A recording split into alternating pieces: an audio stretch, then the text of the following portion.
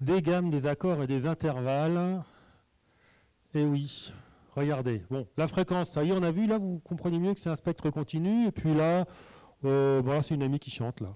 Mais j'ai retiré le son quand même pour pas vous... Voilà. Donc ça, c'est elle, là. Pardon. Là, c'est elle. Donc vous voyez qu'il y a des harmoniques et tout. Ça, c'est Audacity, c'est le petit logiciel gratuit qui fait ça. Bon. Et si on regarde ce que c'est qu'un son pur, petite définition du son pur, c'est la sinusoïde. La sinusoïde, voilà, c'est ce fameux...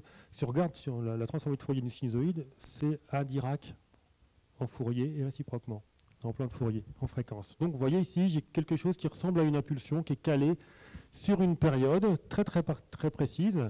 Hein, puis vous voyez, 10 dB, 0 dB, moins 10 dB, les gens qui connaissent un peu les dB sauront que là, il n'y a vraiment qu'une seule fréquence. Hein, ça s'élargit très peu, mais pour des niveaux sonores qui sont extrêmement bas. Et vous voyez ici la sinusoïde qui est représentée. Bon, ben celle-là, je crois que même je peux cliquer dessus, ça fait un son. Ça me permettra de vérifier si ça marche. Ça marche. Ça marche. C'est quoi ça? C'est une note qui est aux environs de 800 Hz. 880 Hz, je dirais à l'oreille, comme ça. Comment, vous n'avez pas repéré non plus? Bon, enfin, c'est simple. Vous avez tous un fréquence-mètre dans l'oreille, sinon vous seriez incapable de chanter. Donc, oui. Alors pourquoi 880? Parce que les musiciens ont repéré que c'était un La. Les bons musiciens l'auront repéré. Moi j'ai fait la sinusoïde, donc je le sais. Je lui ai dit, mets-moi une sinusoïde à 880 Hz. Mais c'est un La. Et le La, il est une octave au-dessus du La du téléphone, là. Et le La du téléphone, il est à 440 Hz. Donc les gens qui ont un petit peu d'habitude de téléphoner, ils se seront rappelés que c'est juste l'octave au-dessus, donc x2 sur la fréquence. La note et la gamme. Qu'est-ce que c'est que la note et la gamme? Eh bien, c'est comme dans les télécoms, c'est un peigne de fréquences normalisé sur lequel on va imposer aux gens ces fréquences pour communiquer. Donc ça, c'est des télécoms, quelque part. J'ai ici Do, Ré, Mi, Fa, Sol, La, Si, Do. Eh bien, si je considère l'égalité des demi-tons entre eux avec une multiplication par 2 sur une octave du Do au Do, et ben voilà, je m'oblige à avoir des valeurs de fréquence exactes ici, qui vont correspondre du passage d'une note à l'autre à 2 puissance 1/12e. Voilà, on n'a pas le choix. Et puis, ça, c'est la relativité des notes les unes par rapport aux autres. Et puis, pour savoir où est-ce qu'on met ça, ben, on met un étalon de fréquence, voilà, comme en télécom, on dit. Et cet étalon de fréquence, c'est un diapason. Alors, où est mon curseur? Voilà, ce diapason, c'est le La du diapason. Et écoutez bien par rapport à celui qu'on a entendu sonner tout à l'heure. C'est un La, c'est le La 440 du diapason, donc il est bien une octave au-dessus de celui qu'on a entendu avant. Bon, une fois qu'on a fait ça, ben, quand on représente un son pur, ou en tout cas son premier harmonique, on appelle ça une note. Hein, et puis, Do, Ré, Mi, Fa, Sol, La, Si, Do, ce n'est jamais que des relations de fréquence des notes les unes par rapport aux autres qu'on a inscrites sur un moyen totalement arbitraire et parfaitement démodé qui s'appelle une portée, avec des demi-tons placés où on ne veut pas, avec des dièses et des machins, enfin bon, des machins qui vous ont tous fait souffrir au solfège. Hein. Voilà. Et puis on retrouve la représentation logarithmique quand on veut passer du La qu'on appelle le La 4, qui est le La du diapason, ici. Voilà, le La 3 qui est le La du dernière ligne en clé de Fa, on peut représenter dans clé de Fa, puis après on n'y va pas trop, hein.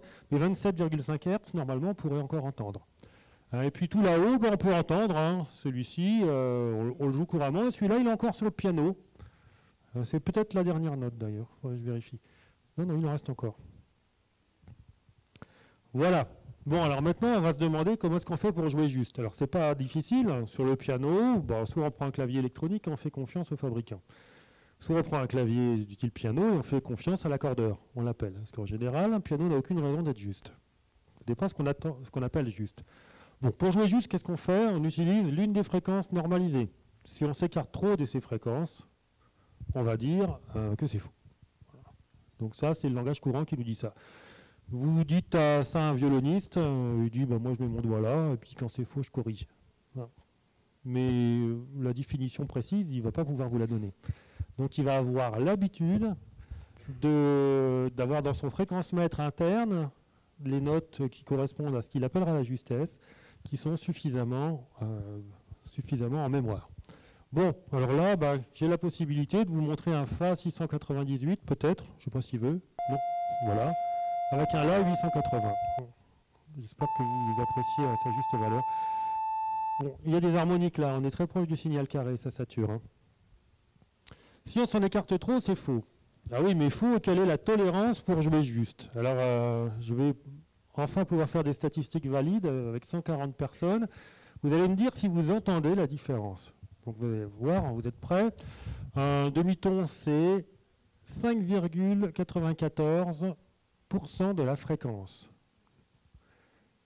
en écart. Donc je multiplie par 1,15946 la fréquence d'avant. Ça, c'est un demi-ton. Donc un demi-ton, c'est 5% de la fréquence. Un bon musicien, ça entend 0,5% d'écart. C'est pas mal quand même. Hein. Donc vous êtes peut-être, vous allez pouvoir voir si vous l'entendez. Je vais vous proposer d'entendre successivement, donc quand vous êtes prêts, un La à 880, un La avec 1%, puis on va revenir à la référence, et puis après vous entendrez à 0,5%. Vous êtes prêts? Normalement, je clique n'importe où pour lancer le test. C'est marqué là.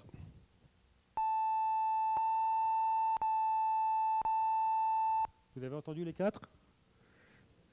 Alors les premiers, c'est facile. Et les deux derniers, vous entendez? C'est pas très très clair. Hein. Je peux le remettre en arrière. Voilà. Attendez. Je peux le remettre en arrière. Vous êtes prêts?